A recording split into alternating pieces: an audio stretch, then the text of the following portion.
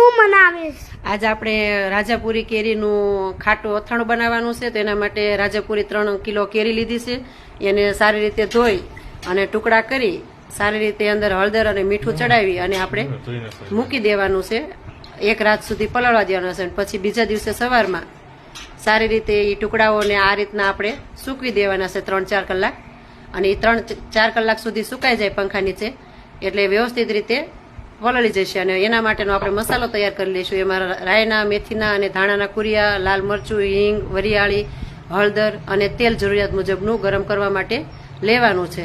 અને એને ગરમ મૂકવાનું અને પછી બાજુમાં આપણે એના માટેનો મસાલો તૈયાર કરવા માંડવાનું છે. અને એના માટે રાયના, મેથીના અને ધાણાના કુરિયા મિક્સ કરી એમાં ત્યાં સુધી ગરમ તેલ થઈ જાય પછી ઉપર હિંગ નાખવાની છે. અને એ તેલ ગરમ કરેલું ઉપર આપણે રેડવાનું છે. અને જ્યારે રેડવીએ ત્યાર પછી ઉપર તરત આપણે એને ઢાંકી દેવાનું છે. અને ઢાંકી અને આ રીતના મસાલો તૈયાર થઈ જશે. અને પછી એમાં બધા મસાલા એડ કરી અને તે પેલા કેરીના કટકા હોય એમાં નાખી અને સારી રીતે મિક્સ કરી દેવાનું છે. વ્યવસ્થિત રીતે બધા કટકા ઉપર સરખી રીતે મસાલો ચડી જાય એ રીતના મિક્સ કરવાનું છે.